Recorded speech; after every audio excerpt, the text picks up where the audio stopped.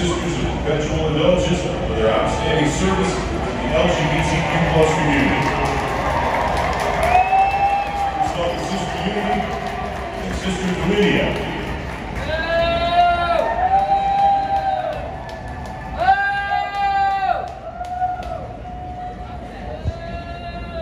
Our next guest is the only openly gay Major League Baseball player, current or former, alive today. What an absolute and total embarrassment. I mean, that was beyond cringe. Hey gang, it's me, Dr. Steve. I hope you're having a wonderful weekend, but I can tell you who's not, and that of course is the now humiliated and humiliating LA Dodgers. As I'm sure many of you know, the Dodgers shocked their fans several weeks back by inviting a radical, and I mean radical, LGBT activist group, the so-called Sisters of Perpetual Indulgence.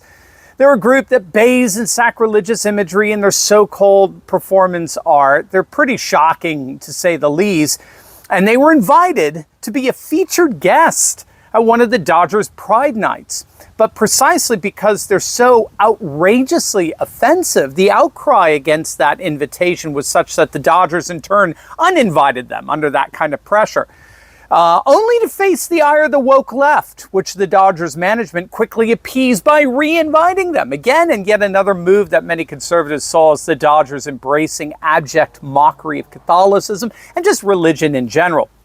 And it was beautiful to see at least one Major League Baseball player stand up to the plate, as it were, and that was, of course, Trevor Williams of the Washington Nationals, who stood up and called on all concerned citizens to boycott the Dodgers. And like I said, that's been read 19 million times. Trevor, why did you feel so strongly that you wanted to make that statement? It had to be said.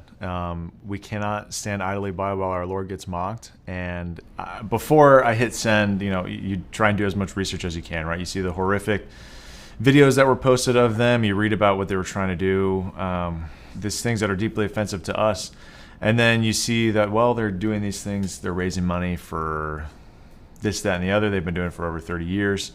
But it was the point when the Dodgers re-invited them after knowing very well what they've been doing for the last 30 years. To give them a Community Hero Award. Correct. And at that point, I looked at the Dodgers Code of Conduct. I'm like, look, or the Dodgers Fan Code of Conduct, and it said you cannot wear anything or say anything that goes against anybody's age, gender, creed, religion. And at that point, it was like, this is going against their code of conduct. It's a blatant anti-Catholic message that they're sending, regardless of how much, quote unquote, good they've been doing in their community. But when I saw how deeply offensive it was, doing awful things to the cross, doing awful things about Stations of the Cross, like it became a point where these negatives are not, they shouldn't be honored, and they shouldn't mock a certain group. Well, I am ecstatic to report that when the Dodgers honored this rabidly radical group the other night, they did so before a bunch of empty seats.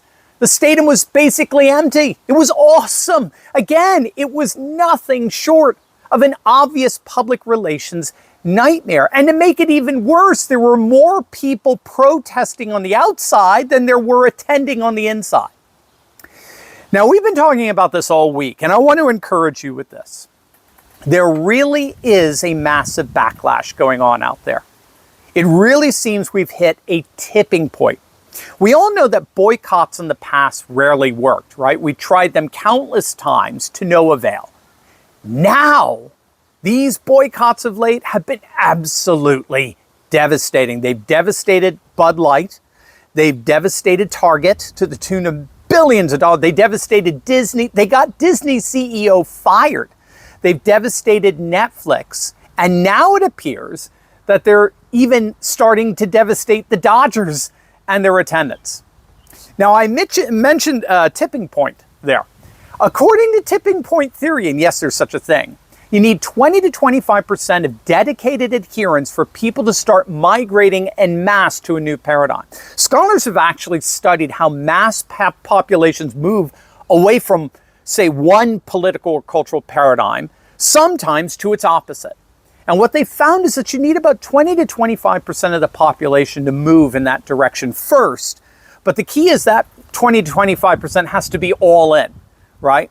If you get at 20 to 25% dedicated adherence, you'll begin to see a new majority emerge and a new paradigm emerge. And what we appear to be seeing here is the awakening of a silent majority. In other words, a majority that was always there, but needed 20 to 25% of strong, dedicated adherence to awaken and say, enough, we've had enough. Before the 20 to 25%, there was nothing to trigger, as it were, the majority to awaken en masse. But what transactivism seems to have done is it has awakened 20 to 25%. And according to tipping theory, that's all you need. So we may be witnessing truly the end of wokeness as we know it. Who knows, maybe this time next year, the Dodgers will be honoring real nuns who've been of real service to their communities. And if they do, I can assure you, the stadium will be full.